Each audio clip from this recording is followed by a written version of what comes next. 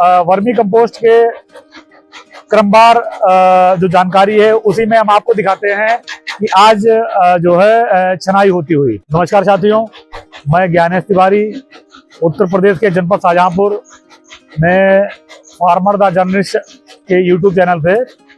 साथियों, vermi compost के क्रमवार जो जानकारी है उसी में हम आपको दिखाते हैं कि आज जो है छनाई होती हुई। वर्मी कंपोस्ट उच्च गुणवत्ता की खाद है, हमारी भूमि के लिए बहुत जरूरी है, सभी फसलों पेड़ पौधों के लिए बहुत जरूरी है, लेकिन उतना ही आवश्यक इसमें मॉइस्चर, नमी और उसका साइज का मतलब होता है कि अगर बहुत बड़ा ढेला होगा तो उसे आप बहुत छोटी या हल्की फसल में आप नहीं दे पाएंगे। कोई मसूर का पौधा है या किसी और चीज का है वो दब जाएगा, तो उसका साइज जो है, जो अन्य हमारे उर्वरक होते हैं जैसे यूरिया, डीएपी, उस तरीके का इसका साइज होना चाहिए।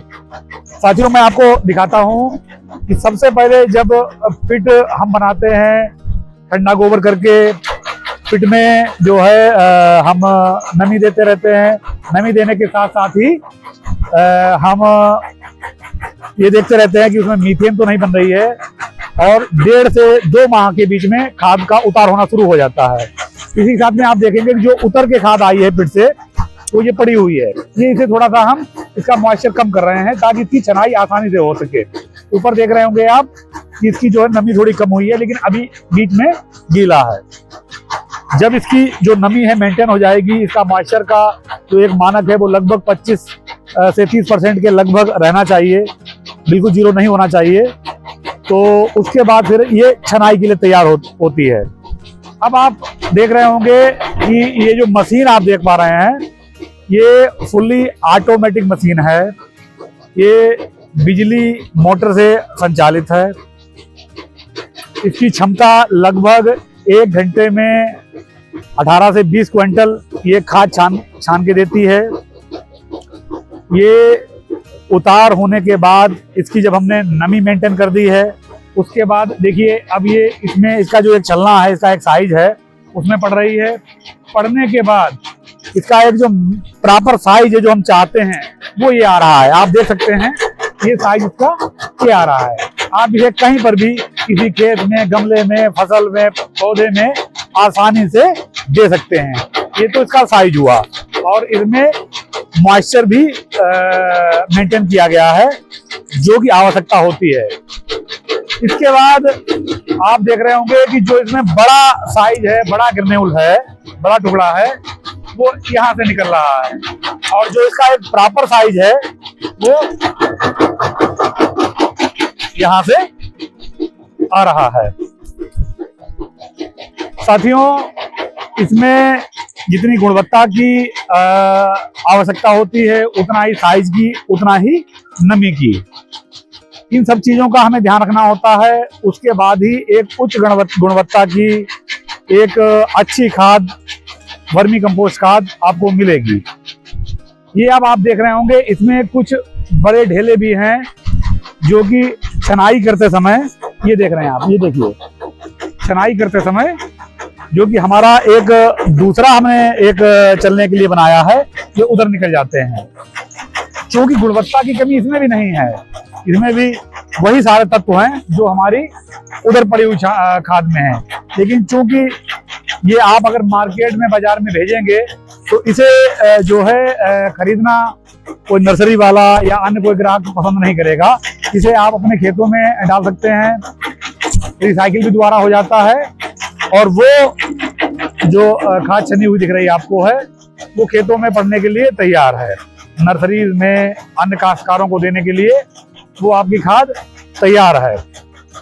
साथियों, वर्मी कंपोस्ट जो खाद है वो इतना अधिक गुणवत्तापूर्ण खाद है कि आप यकीन माने कि इसके अलावा किसी अन्य उर्वरक की आवश्यकता नहीं रहती है।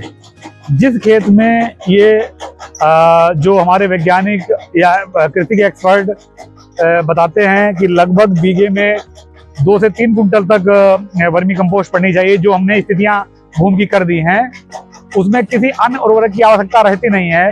वाटर होल्डिंग क्षमता बहुत अधिक बढ़ जाती है, खेत बिल्कुल भुरभुरा पोला हो जाएगा, फसल जो भी आप लगाएंगे, दलहनी, तिलहनी, दानेदार, बागवानी, साग भाजी की कोई भी फसल, उसमें जबरदस्त उसका उत्पादन होगा, बीमारियां बहुत कम रहेंगी।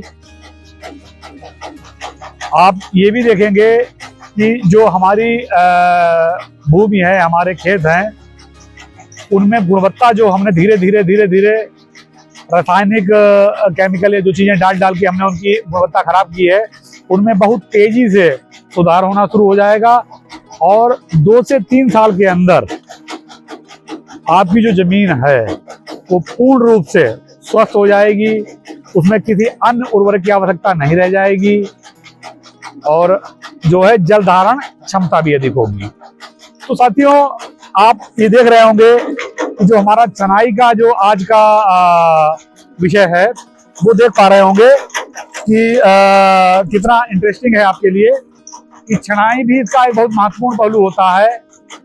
शुरुआत में जो किसान भाई हैं जिन्होंने वर्मी कंपोस्ट पे काम शुरू किया या करेंगे, उनको इतनी बड़ी मशीन लेने की आवश्यकता नहीं है।